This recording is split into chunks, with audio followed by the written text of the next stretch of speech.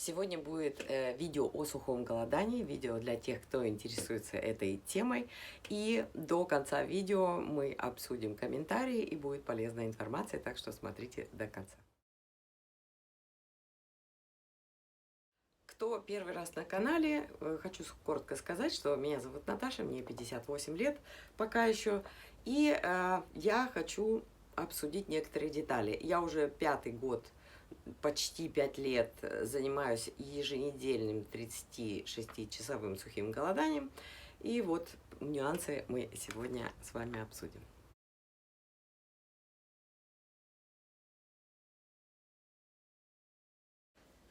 Начнем с комментариев. Поехали. Ник Земляк Ломоносова. Уже в нике прослеживается, да, желание покупаться в чужих лучах славы. Читаю дословно. При сухом голодании много минусов, о которых не говорят, потому что не знают. Голодание активирует процесс аутофагии, и этот процесс никак не отличается и не ухудшается при сухом голодании или на воде. Правильное голодание на воде – это не просто воду пить, а пить воду с электролитами. Если на голодании на воде с электролитами вы не навредите своему организму, то на сухом голодании большая вероятность навредить своим почкам. Так что поменьше слушайте всяких инфо-цыган. Ну, в данном случае инфо-цыганка, очевидно, я, раз мне пришел этот комментарий. Я вам сразу скажу, что аутофагия на сухом голодании гораздо эффективнее, чем на воде. Но если вы делаете многодневное сухое голодание, да, это немножечко связано с рисками, надо там, в общем, смотреть ваши болезни и так далее. Для тех, кто не знает, кто такие инфо-цыгане, еще раз повторю просто, инфо-цыган – это сленговый неодобрительный термин для человека, который продает онлайн-курсы, тренинги или другие информационные продукты с неясной или низкой ценностью, обещая легкие и быстрые финансовые успехи. Такие продавцы часто используют в соцсетях показное богатство. Фото с дорогими машинами, поездки на курорты, чтобы привлечь клиентов, но в итоге не представляют реальной пользы, а лишь зарабатывают на продаже воздуха. Ну, вы понимаете, что комментарии тут вообще излишни. Человек не знает значения этого слова и вообще не по адресу и не в теме. Вот тем, кому нужно, тот возьмет из моих видео ценную информацию, потому что кому-то хочется просто поумничать, оставить свой комментарий. Но на самом деле, во-первых, я ничего никогда не продаю. Вы получаете абсолютно бесплатную, сжатую, собранную мной информацию. И я записываю видео не только для вас, но и для себя. Потому что в свое время, когда я искала информацию, я ее находила буквально по крупинкам. И вот сейчас я это все обобщаю в, в каталог информации и выдаю вам безвозмездно. Кстати, возвращаясь к комментарию, даже в клиниках голодают на чистой воде, без всяких там электролитов. Это я знаю совершенно точно. Употребление электролитов в воде во время длительного голодания иногда используется. Но сухое все равно более эффективно, более мощное, и организм начинает очень активно использовать вот собственные ресурсы. Вот у нас жира много у многих, и вот это вот идет на получение воды. Следующий комментарий читаю. Андрей Жигалкин. Вчера умер в Оренбурге морж Слава. Он обливался и голодал с 15 лет, он все время ходил в шортах и шлепках круглый год. Добрый, хороший человек был. Знаете, вот непонятно, почему комментарий был оставлен под моим видео. Во-первых, сразу скажу, с 15 лет голодать нельзя, это растущий организм, это очень рано и ни к чему это. И вот мне приводили пример другие люди. Вот у нас была женщина, она, допустим, ходила в парке, она обливалась тоже, она занималась йогой, вот прям каждый день бегала и так далее. И потом она там, допустим, лет 60, она умерла. И вот люди почему-то делают вывод, что вот она занималась этими всеми практиками, именно из-за этого наступила у нее, так сказать, преждевременная смерть. Хотя, с другой стороны, вы не знаете подноготную. Может быть, эта женщина болела и должна была, если бы не делала эти, допустим, упражнения, она вообще бы умерла в лет 40, а она себе продлила жизнь этим. Так что, не зная подноготную, не надо писать всякую ерунду. Он, может быть, и добрый, и хороший человек был, но одно то, что он ходил круглый год в шортах и, как он там, в шлепках, я знала таких людей. У них с головой было не в порядке, а следовательно и с телом. Им постоянно было жарко, и вот они ходили раздетые. Так что не знаю, к чему этот комментарий был здесь, типа, что голодать вредно. Очевидно, вот такой вывод должен быть. Ну, в общем, это, конечно, очень глупо так думать. Далее читаю, даже не буду читать, кто это пишет, другой человек, потому что я могу неправильно прочитать ник. 3 дня сушиться, и можно в гроб ложиться. Кровь густеет, сердцу тяжело давить этот вазелин. Огромный шанс получить инфаркт. Без особого вреда для здоровья человек может 2 месяца без еды, и даже польза есть от этого. А вот с водой лучше не шутите и не экспериментируйте. Есть ученые, и пусть на макаках и мышах ставят опыты. Ну, начнем с того, что организмы у животных и у людей разные. И у меня речь идет только о 36-часовом голодании. Откуда здесь 3 дня, непонятно. Я иногда удивляюсь многим людям, которые вот поверхностно делают какие-то замечания, им вот главное что-нибудь написать. И вот этот, кстати, комментатор очень активный, он раз 6 под разными видео написал то, что кровь превращается в вазелин. Откуда у него такая информация, я понятия не имею. Если человек, например, теряется где-то в лесу, там в пустыне или еще где-то, он выживает и 2 недели и больше без еды и без воды.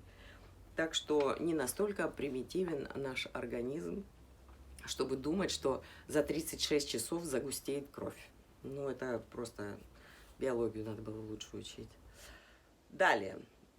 Мы используем жир для того, чтобы получить воду в эти дни. Кто хочет голодать, тот информацию ищет и находит. А кто не хочет, тот таким образом пытается себя настроить на то, что не стоит этого делать. Это, знаете, как вегетарианцы рассказывают всем о вреде мяса. Я считаю, что есть можно все в умеренных количествах. Единственное, что очень под большим вопросом, это сахар. Вот его стоит исключить, потому что сахар есть и в других продуктах, вы его и так получите. Но не добавляйте его, ну или очень сократить надо. Не добавлять его, допустим, там, в пироги какие-нибудь, в кофе, чай и так далее. Потому что сахар реально разрушает сосуды. Вот я когда убрала сахар, я почувствовала очень такую приятную разницу, как было до и после. Следующий комментарий. Я вышла из 3-дневного голода и обожралась всего вредного. Жуть. Я хочу вам сказать совершенно другое. Ну, в первый раз, да, может быть, вам хотеться будет есть. Но при таком регулярном голодании, даже если вы не каждую неделю, ну, вот там 3 раза подряд, там, потом перерыв делаете и опять, у вас не будет такого. Наоборот, вы получаете гораздо больше удовольствия от гораздо меньшего количества еды. Такого нет, что вы набрасываетесь. Знаете, вот есть такое слово японское кучисабиши. Вот когда ты есть не хочешь, ну, во рту как-то скучно без еды, вам хочется что-то пожевать. Вот такого не происходит при регулярном голодании. А многие меня еще спрашивают вот что. У них про болезни спрашивают. У кого-то какая-то вот болезнь, они конкретную болезнь называют и спрашивают, можно ли голодать. Я не врач, ребята. Я абсолютно не имею никакого медицинского образования. Я практик. Я только рассказываю свой опыт. Если вы хотите начать голодать, вы сомневаетесь в чем-то, пожалуйста, консультируйтесь в любом случае с врачом. Многие пишут, врачи не посоветуют. У вас может быть какая-то скрытая болезнь, о которой вы не знаете, и вам нельзя просто голодать, понимаете? Поэтому я понимаю, действительно, 99,9% врачей не дают добро на голодание, особенно когда они слышат, что вы будете голодать без воды. Но дело в том, что по результатам анализов картина становится совершенно ясной. То есть это факт, что анализы гораздо улучшаются, если вы регулярно голодаете. И врачи, кстати, я вам хочу сказать, я ничего против врачей не имею, я только за консультацию все равно. Но, например, вот приведу пример. Моя врач, она прекрасно знает, что у меня есть шум в ушах, что я с этой жалобой к ней не раз обращалась. И у меня также судороги на ногах бывают, ночами на ступнях. И я у нее попросила что-то вот против судорог. Она мне сказала, что есть прекрасное лекарство, оно очень помогает, его надо на ночь выпить, и не будет никаких судорог. Я, значит, не глядя, покупаю это лекарство, но стала читать аннотацию, потому что в последнее время я всегда читаю аннотацию, так как вижу побочки бесконечные. То есть ты пьешь от одного, и у тебя куча побочных явлений, которые тебе совершенно не нужны. Так вот, пункт первый там стоит. Ни в коем случае не применять это лекарство, если у вас шум в ушах. Вот спрашивается, она же в курсе того, что у меня вот эта вот проблема. И тем не менее, она мне выписала совершенно неподходящие таблетки. Ну, я их, конечно, принимать не стала. Некоторые врачи одобряют кратковременное сухое голодание, особенно если вам 50+, у вас перестройка организма очередная идет. И чтобы поддержать здоровье, это очень, так сказать, хорошее дело. Но таких врачей, конечно, очень мало.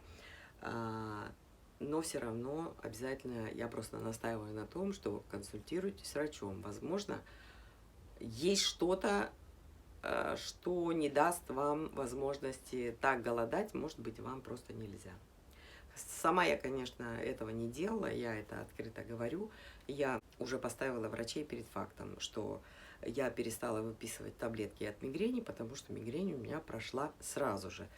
В первый же раз одного 36-часового голодания. Хотя до этого 23, где-то 24 года я мучилась еженедельно жутчайшими мигренями. Кому интересно, в плейлисте «Сухое голодание» есть отдельное видео на эту тему. Не буду здесь много об этом говорить. И некоторые мне пишут, вы принимали метопролол, поэтому у вас прошла мигрень. Или, например, уберите сахар, и у вас пройдет мигрень. Я пила не только метопролол, и сахар я тоже убирала. Мигрень как была, так и осталась. Она просто вот шла без перерыва. И причем, если бы я работала не сама на себя, а на дядю, допустим, то меня бы выгнали в первый же месяц устройство на работу только по причине того, что у меня по 3-4 дня в неделю вылетали просто на вот это умиралово с мигренью, потому что я ничего не могла делать.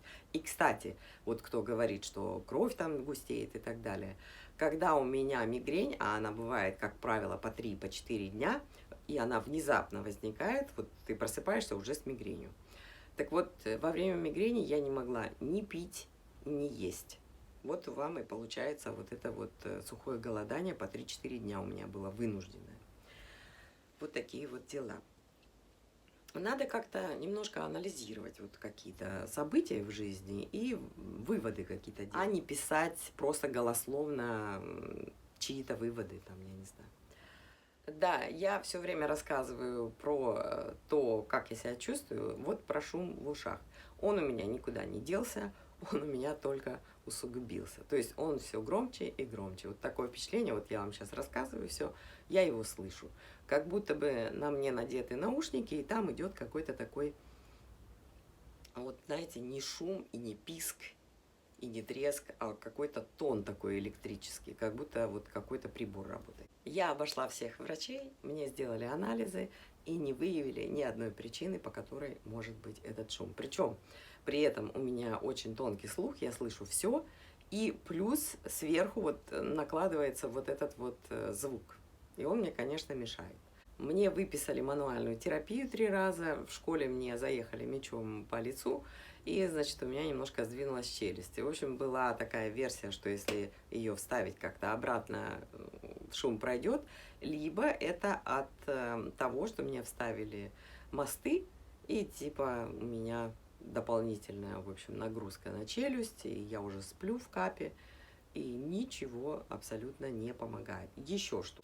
Вот, смотрите, я пью, пересвечивает, но я сейчас картинку ставлю.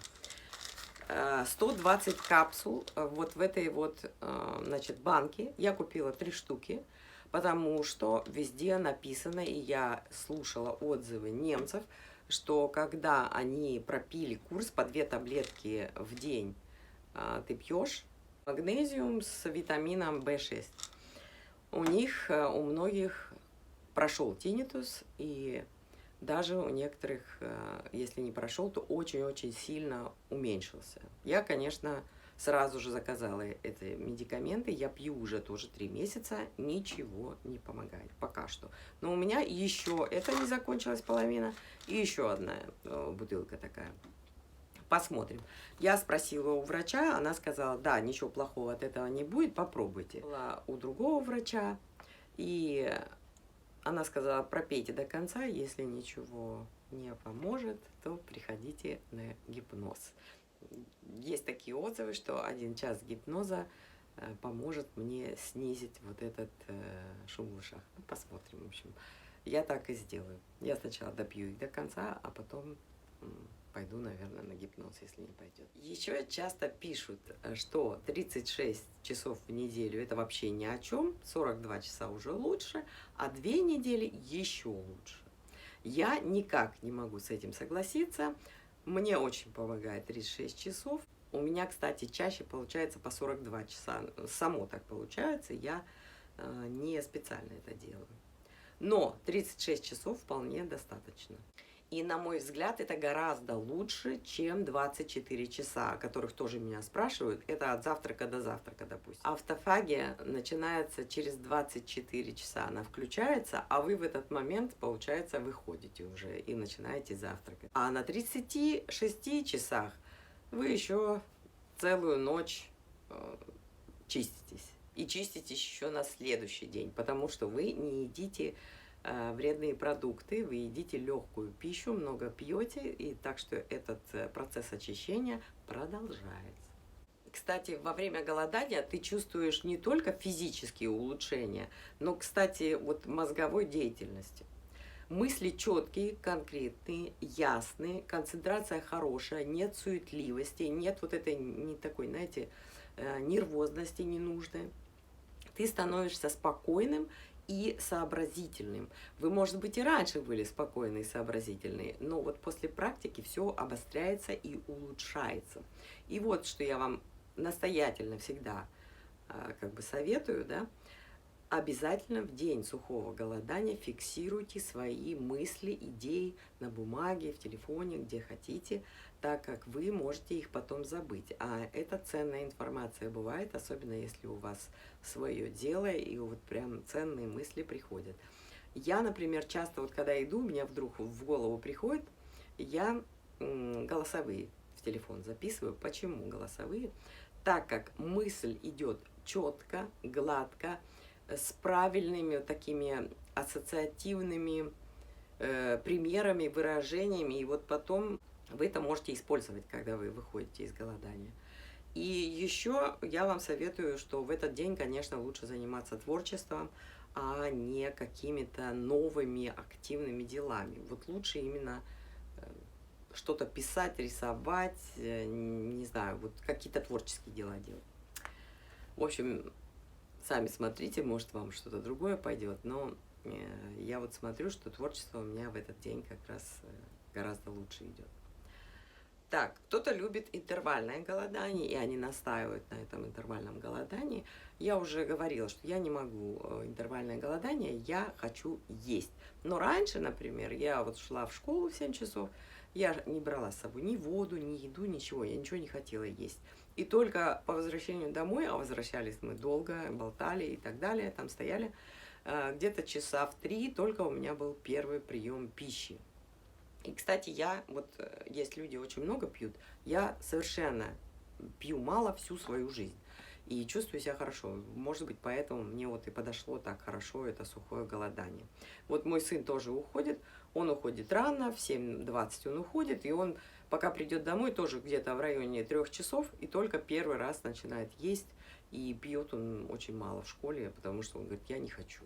Вот и получается вот так вот, ну как получалось, интервальное голодание. Специально ждать, например, после завтрака там до позднего обеда у меня не получается. Хотя я ем всего 2 раза в день, именно утром и вечером, но между делом я могу выпить и кофе, и съесть яблоко и так далее. В общем, вот такие вот дела. Просто голодной я быть не люблю. И я не люблю, вот есть, знаете, люди некоторые, они считают калории, и они очень довольны этим вариантом. То есть это постоянный у них расчет, там на неделю как-то они рассчитывают, и они едят там, допустим, кусочек черного хлеба, суп туда-сюда, в общем, конкретные вещи, и ни больше, ни меньше. Я так не могу, потому что я, если хочу есть, я хочу есть конкретные продукты, и если я не наедаюсь, я хожу злая, раздраженная, и я не люблю это состояние. Мне гораздо легче конкретные 1,5 дня поголодать, и потом я могу есть все, что я хочу. Точно вам говорю, вы будете есть меньше. Далее. Пишут еще очень многие женщины, что мерзнут на голодании. Я тоже подмерзаю, но это же как бы, это нормально. Оденьтесь теплее, грелку можно использовать, не знаю, носки, если вы мерзнете. Или очень хорошо помогает, если вы не на жестком сухом голодании, душ. То есть теплый душ приведет вас очень быстро в прекрасное состояние. Хочу с вами обсудить одну вещь. Мне попадаются видео о голодании. Я их сама уже не ищу, но так как я выставляю свои видео на эту тему, мне, значит, приходят видео посмотреть тоже о голодании. И вот, значит, вышло мне такое видео. Вот вы, кто интересуется сухим голоданием, наверняка смотрите видео других блогеров тоже.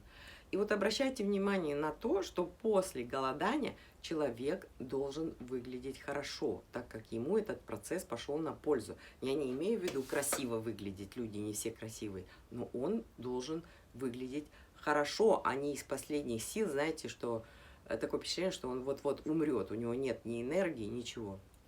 Так вот, смотрите, я смотрела видеоотзывы на курсы по голоданию Воронковой. По-моему, Алла Воронкова ее зовут. Мне уже неоднократно советовали, значит, посмотреть ее курсы, потому что они там голодают долго, и это приносит пользу. А в общем, 36 часов – это фигня какая-то. Несколько раз мне настоятельно прям советовали. И вот мне попалось видео. И, во-первых, я с этим не согласна. То, что 36 часов сухого голодания или 30 там, дней на воде, оно как-то сопоставимо. Это совершенно разные вещи. Во-вторых, я считаю, и это самое важное, что человек, который принес пользу своему организму, он реально должен выглядеть как здоровый человек. Человек не должен выглядеть бледной тенью, которая из последних сил рассказывает, что как она счастлива, что она прошла 30-дневное голодание, и вот сейчас ей приятно смотреть на себя в зеркало, и она довольна своим отражением и фигурой, но ты смотришь и видишь, что это не так. И такое впечатление, что она делает этот отзыв либо за деньги, либо под дулом пистолета. Поэтому это какой-то смех сквозь слезы, вот правда. Я когда смотрю такие вещи, ну как они могут мотивировать, если ты видишь, что ну, замучен человек. В общем, если вам подходит, вот вы поголодали, вы видите, подходит вам этот вариант или нет, вы не будете выглядеть замученным. Далее читаю комментарий. На фразе под присмотром врачей в скобках захотелось выключить. Это был оставлен комментарий под моим видео, где я действительно говорю, что многие почему-то критикуют кратковременное голодание, а сами идут частенько на какие-то рискованные мероприятия, например, на какие-то курсы, которые устраивает конкретный человек, уходят в горы, уходят куда-то в глушь, в лес, и делают там голодание, и не только на воде, а сухое голодание. И я задаюсь вопросом, значит, 36 часов дома – это вредно? А вот если вы делаете длительное голодание, уходя куда-то там в глушь, в лес, в горы и так далее, то Причем я слышала, как они выходят, и у меня очень много вопросов на эту тему. Кто несет ответственность за само это мероприятие, потому что это целая группа, если кому-то будет плохо? Врач, медперсонал, если кто-то там. Как правило, никого там особенно и нет. И мало того, люди сами пишут отзывы, и я слышала эти отзывы тоже на YouTube, что так себе там условия, значит, ну, люди хотят там оздоровиться, перезагрузиться, так они платят за это деньги и идут на такой риск. Вот кто знает, напишите, пожалуйста, кто несет за это ответственность, если кому-то там поплохеет, скажем так. 36 часов – это гораздо более комфортное, безопасное и эффективное голодание. Я не знаю, по-моему, вопросов тут вообще не может возникнуть. Да, расскажу немножко ситуацию о себе. Я сделала, ну, вы уже знаете, кто смотрит короткие видео, что я летом, когда были каникулы, я сделала паузу, так как мы ездили там, ну, в общем, каникулы есть каникулы. Я не голодала, я сделала паузу 2 месяца. Так вот, я буквально в октябре так заболела, я весь октябрь жутко болела. В общем, когда я голодаю постоянно, регулярно, я вообще не болею. Вообще ни разу в год я не болела. И вот в октябре я заболела. Я не знаю, что это было. У меня целый месяц был жуткий кашель. Я сначала даже думала, что это ковид. Но тест был отрицательный, кашель был ужасный, он не прекращался вообще никак. Мне выписывали груду таблеток, которые вообще не помогали. Потом мне выписали целую кучу антибиотиков, которые вообще никак не помогли. И потом еще один убойный антибиотик, который наконец-то как-то меня привел в чувство. Кашель прекратился, но я чувствовала себя просто отвратительно. Температуры не было, я лежала пластом, я не могла встать, мне было плохо. И мне было все равно. Вот знаете, я такой человек, у меня всегда есть какие-то желания. Даже желание ничего не делать, это все равно желание. А тут у меня наступила какая-то апатия полнейшая. Просто ничего я не хотела, у меня не было никаких ресурсов, ничего. И вот когда я вышла из этого пике, я как бы опять включилась, у меня такой мотор включается, я начинаю что-то делать, и я чувствую, что я вот если понаклоняюсь пару раз, мне прям темно в глазах, мне плохо, у меня нет сил.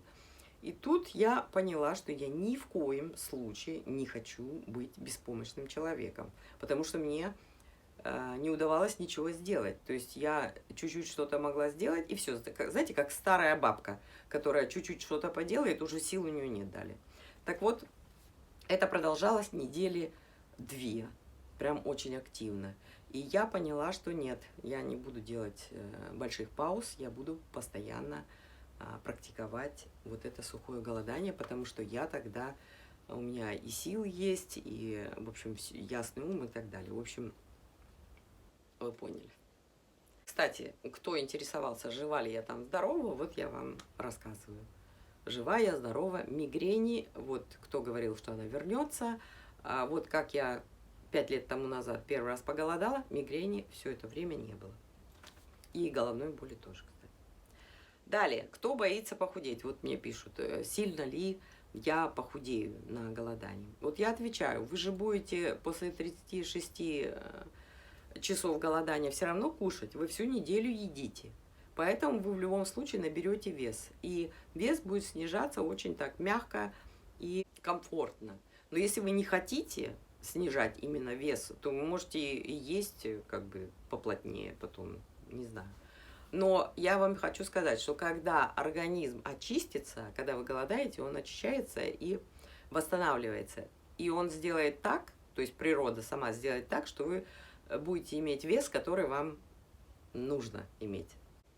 Дальше. Мне прям с завидным постоянством пишут время от времени, что 36 часов это вообще не голодание, а фигня.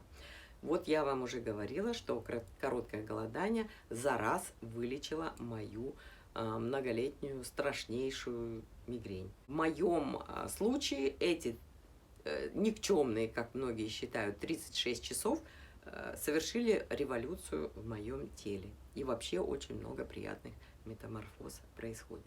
Так что надо всегда дать шанс своему организму восстановиться самому. Далее. Спрашивают про слабительное, хотя я сделала одно такое подробное видео только о слабительном. Я все эти видео, которые упоминаю, я в конце видео оставлю. Так вот, вот мое, я вам показываю. Вот. Я вам потом покажу еще картинку. Там очень маленькие таблеточки, очень маленькие. И многие думают, что таблетки что-то маленькие, выпью-ка я вместо одной 3. Так делать не надо. Ее вполне достаточно. Вот на ней написано 6-12 часов действия. Это обязательно надо знать, потому что если вы вдруг забудете, выпили вечером, забыли, и утром пошли на какую-то встречу, то может быть конфуз где-нибудь, потому что живот хватает внезапно, и желательно это учитывать. А помогает оно, вот этим я очень довольна. Так, но есть куча других средств, посмотрите видео. Так, далее. Еще пишут многие, что если нет вот в семье желающих голодать, а надо их кормить, допустим, семью, видеть эту еду, это сложно очень отказаться от еды и с ней взаимодействовать, и отказываются даже попробовать это сухое голодание. Ну, я вам скажу, что это ерунда, это отговорка, потому что поначалу это значит первые, ну, может быть, 1-2 раза, не более. Вам будет, может быть, трудновато справляться с тем, что вы видите еду, чисто по привычке, потому что мы привыкли есть каждый день, а тут вам не надо, у вас освобождается время. И вот вы, типа, вы хотите есть. На самом деле, может быть, вы и не хотите. Я же говорю, привычки очень такое великое дело. И пить точно так же. Вы будете смотреть, и вам якобы будет хотеться пить. На самом деле, если вы попробуете перетерпеть первые 2 раза, дальше все пойдет очень спокойно, вас ничего не будет раздражать. Вот на воде я бы не смогла, мне бы хотелось есть и тошнило бы и так далее.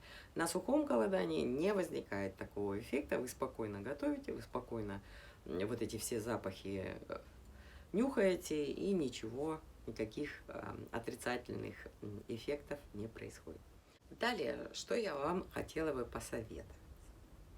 Мы очищаем тело голоданием, и вот стоит делать каждый день 15 минут медитацию, потому что мы привыкли, что наши мозги постоянно работают, а им тоже надо отдыхать, перезагружаться. И не только во сне все это мы делаем паузы, но и днем. Я не советую слушать, знаете, сопроводительный текст какой-то, что вам сейчас надо делать, как дышать и так далее. Лучше включите какие-то звуки природы. Море, волны моря, допустим, ручеек, там река какая-то. Мне очень нравится шум деревьев. Кому-то нравится там жужжание, не знаю, насекомых и пение птиц. И вот 15 минут посидите. И если у вас рой мыслей не дает вам покоя, а это точно будет, постоянно возникают какие-то мысли, вы их как-то, вот знаете, представьте, что на вас идет тепленький душ или дождь, очень капает эта вода, эти мысли куда-то туда вниз уходят. Вы их, возможно, будете слышать, но это будет уже как бы на втором плане. И вот посидите и отдохните вот эти 15 минут. Вот это маленькое действие очень качественно, как и 36-часовое голодание, улучшит вам дальнейшую жизнь. И еще одна интересная вещь. Гантели. Я думала, почему я не хочу заниматься вот с гантелями. Не хотелось. Потому что у меня были другие гантели. Они были другого цвета, что важно для меня. Может быть, и для вас, скорее всего. Они были другой формы, и они были по 2,5 килограмма. Эти по килограмму. Вот я себе заказала любимого своего цвета, и теперь я делаю упражнения с превеликим удовольствием. Вот такая вот простая вещь, заменить гантели, и сразу появится желание что-то делать. Так что, а спорт тоже минуточек 10, хотя бы каждый день, очень-очень, особенно во время сухого голодания, вам поможет. Я всех вас обнимаю и целую. С вами была Наташа. До новых встреч.